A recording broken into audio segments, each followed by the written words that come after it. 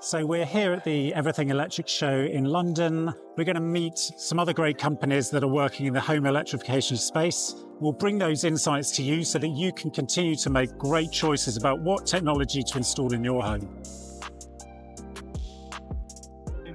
Quentin, could you tell me a little bit about FairCharge and what you're campaigning for? Okay, so we lobby the government and we advise politicians, press, and the public about the benefits and advantages of EVs and electrification. So it's not a profit organisation. It's just about making people more aware, particularly politicians. Right. Okay. And is it just EVs, or you said other electrification things? Yeah, I mean, there's things about heat pumps and the fact that electrification, the grid, we need to lower the price of electricity. We need reform of the electricity market. We need to decouple electricity from gas, all that sort of stuff, just to get us towards a more renewable, cheaper energy future. So where do you see electrification going out into the future? What's your vision? Well, the three, for me, pillars of it are energy independence, obviously, so we don't have to buy oil and gas from monopolistic regimes. Cleaner air, because of less CO2, greenhouse gases, and affordable energy for all. So the ultimate aim is for having people with just batteries in their garage, solar on their roof. So for a lot of the time, they won't have any energy bills. They'll have some, obviously, because it's intermittent. So you'll need to be hooked up to the grid. But for that would be such a relief for so many consumers. Yes. I mean, we've got massive amounts of consumers in energy debt, and certainly in the UK, electricity is the most expensive in Europe. So that has to change. So it begins with electric cars. It begins with that battery technology. And the more we can develop those batteries to last longer, to carry more power, to be cheaper to make, and to get them into a domestic environment, then the cheaper it will be for consumers. So we actually find that, that the EV is actually the entry point for a lot of people. Yeah, because it's the most visible. You see them on the street and people start getting interested in the idea, and then potentially they move on to home battery systems and the like.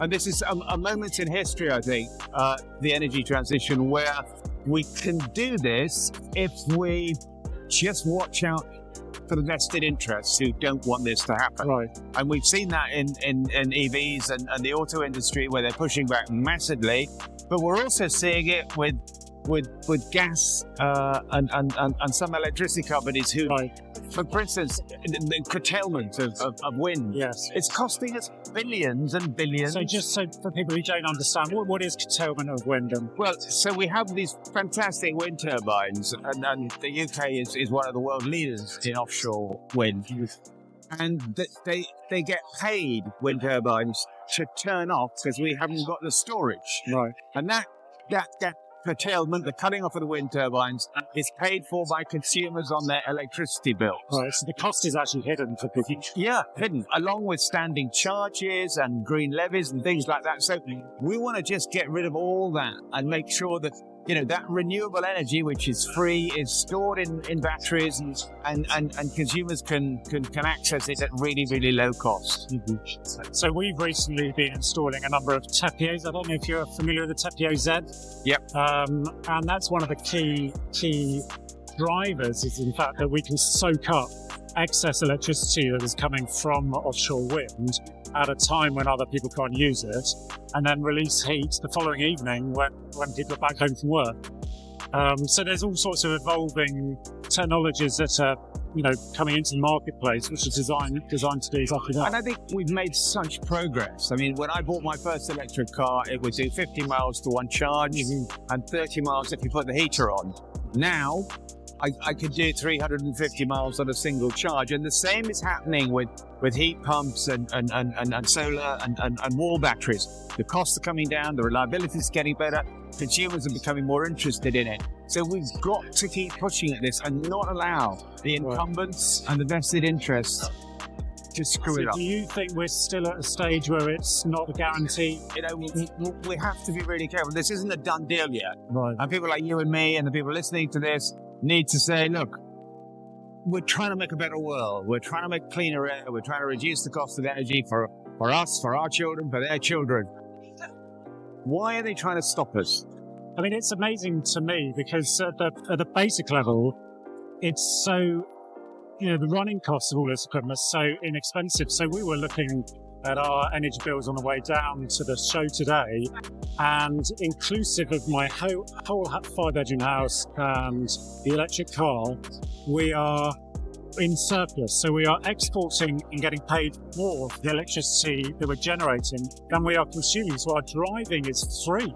And not only is it free, we're actually able to make money on it. So the idea that this isn't an absolute no-brainer for people Completely. somehow doesn't compute with me sometimes. But people are interested in short-term profit and short-term advantage, and they're not interested in the long-term or doing the right thing. I look at my electricity bills, I think I'm buying a car.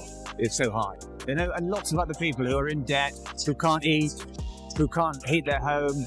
Socially, this is a really important thing to be doing. Right. A lot of people who are at the lower end of the economic scale are the least likely to be able to sort of gain an entry into this electrification world. So how do we make sure that it is inclusive?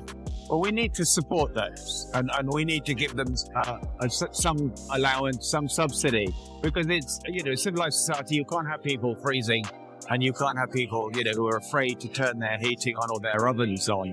So, we have to look after them, but there are lots of other people that can be self-sufficient. But more important than that, we need to tell governments and pundits that this is the future. The technology works. We can make a better society, a cleaner society, a cheaper society. Mm-hmm. And that change is coming. We just need to safeguard it and cherish it. And cherish the people who can't afford it right now. And we say that electricity prices in the UK are pretty much the highest in Europe. And what do you put that down to? Well, it's being coupled to gas. The last in the generation chain is always more expensive.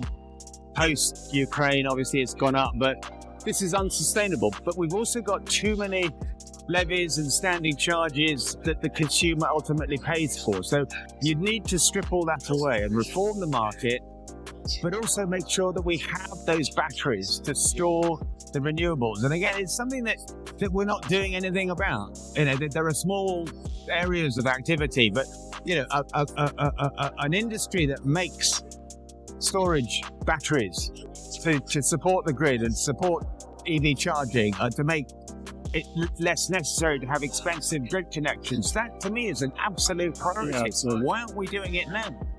And battery prices are coming down, and we're below $100 per kilowatt hour. We can do this. So they're portable, you can put them anywhere, and they give us such flexibility and opportunity. For me, that's a real critical infrastructure priority. No, we agree. And we're installing at our own small scale batteries in people's homes, and they're reaping the benefits today. Yeah. Right. The future is all about batteries and renewables. Thank you, Quentin. Pleasure. For taking the time. Pleasure.